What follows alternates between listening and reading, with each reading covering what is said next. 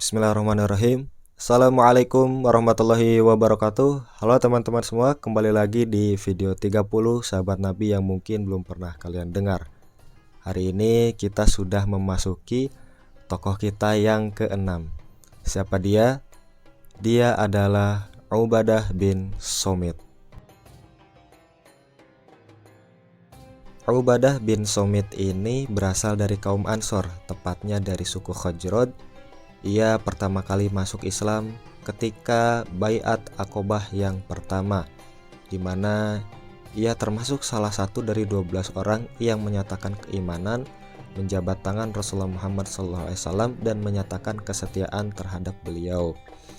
Ubadah bin Somit ini juga saat musim haji berikutnya, yakni ketika berlangsung Baiat Aqobah yang kedua, beliau menjadi salah satu wakil dari kaum Ansor dan membersamai sekitar 70 orang beriman dari pria dan wanita yang menyatakan kesetiaannya terhadap Rasulullah Muhammad Sallallahu Alaihi Wasallam. Ubadah bin Somit ini terkenal memiliki pendirian yang tegas di atas kebenaran. Contohnya pada peristiwa pengusiran Bani Qainuqa, suku Yahudi yang ada di Madinah. Pada awalnya orang-orang Yahudi itu menampakkan ketaatan dan sikap damai ketika Rasulullah Muhammad SAW pertama kali hijrah di Madinah. Namun lama-kelamaan mereka menunjukkan sikap yang sebaliknya, justru menimbulkan banyak fitnah, khususnya Bani Qainuqa ini. Nah, suku Khajraj pada awalnya juga memiliki perjanjian dengan Bani Qainuqa ini di Madinah.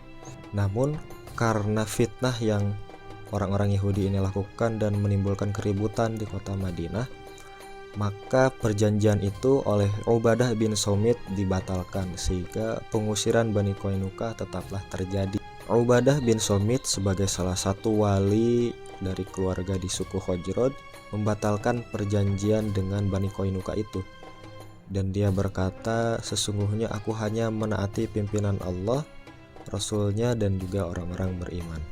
Pada suatu hari, Ubadah bin Somit ini mendengar Rasulullah Muhammad SAW bersabda, bagaimana balasan yang akan ditimpakan terhadap wali atau amir atau pemimpin yang tidak melaksanakan kepemimpinannya dengan baik, yang menjadikan kepemimpinannya itu sebagai ajang untuk memperkaya diri. Ubadah bin Somit yang mendengar sabda Rasulullah Muhammad SAW itu menjadi gemetar badannya dan membuat ia bersumpah tidak akan menjadi pemimpin atau kepala walau hanya untuk 2 orang. Itulah yang akan ia pegang sampai akhir hayatnya. Sepeninggal Rasulullah Muhammad Sallallahu Alaihi Wasallam, Ubadah bin Somit ini sebenarnya ditawari banyak jabatan ketika para khalifah yang mulia menjabat menggantikan Rasulullah Muhammad SAW memimpin kaum muslimin.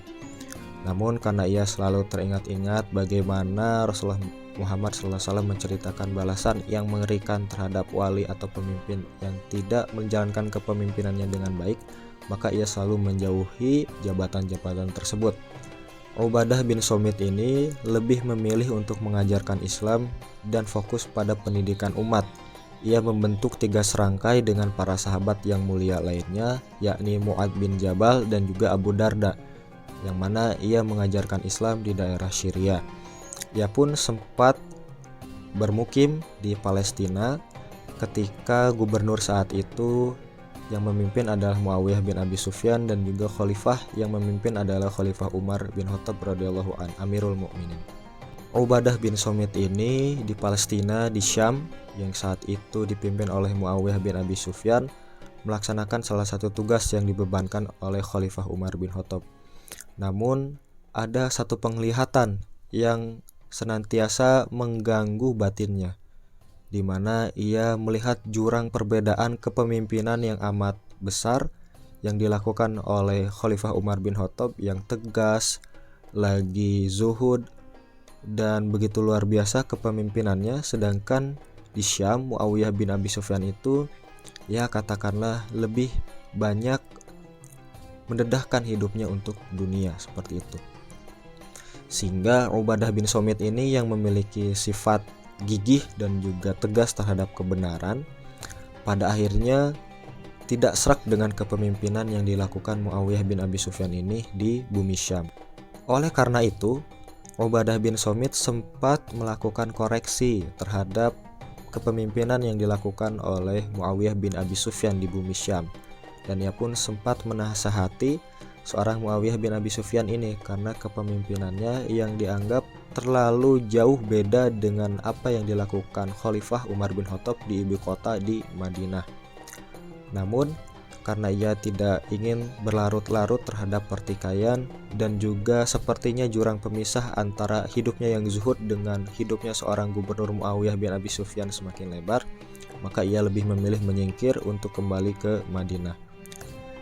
Tetapi yang menarik ketika ia kembali ke Madinah dan mendapati Khalifah Umar bin Khattab, Khalifah Umar bin Khattab bertanya kepada Ubadah bin Samit ini, "Apa yang menyebabkan Anda pulang ke sini ke Madinah, wahai Ubadah?" tanya Khalifah Umar bin Khattab. Lalu Ubadah bin Samit ini pun menceritakan apa yang terjadi antara dirinya dengan Muawiyah bin Abi Sufyan.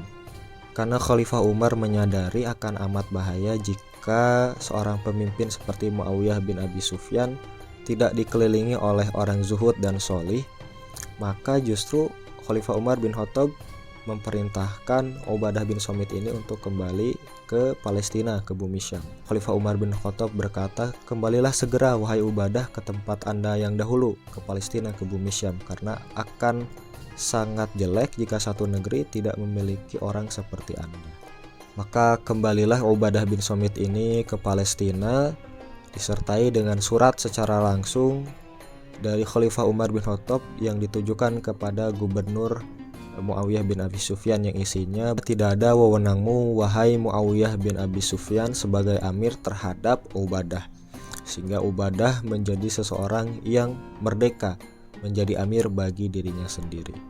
Ubadah bin Samit wafat pada tahun 34 Hijriah di bumi Syam di Palestina, tepatnya di daerah yang bernama Romla. Beliau meninggalkan banyak sekali keteladanan bagi kita semua, terutama bagaimana dia tetap teguh gigih berada di atas kebenaran. Jika ia melihat satu kezaliman, ketidaksesuaian dengan apa yang diajarkan Rasulullah Muhammad SAW, dengan apa yang tertera dalam Al-Quran dan As-Sunnah, maka ia akan lawan hal itu, akan ia koreksi sebisanya.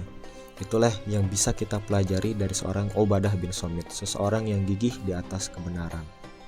Dan itulah tokoh kita untuk hari ini, Ubadah bin Samit. Mudah-mudahan kita bisa meneladani kehidupan beliau. Mudah-mudahan juga video ini bisa bermanfaat. Kita ketemu lagi di tokoh selanjutnya, masih dalam 30 sahabat Nabi yang mungkin belum pernah kalian dengar. Selamat berbuka puasa. Terima kasih sudah menonton. Wassalamualaikum warahmatullahi wabarakatuh.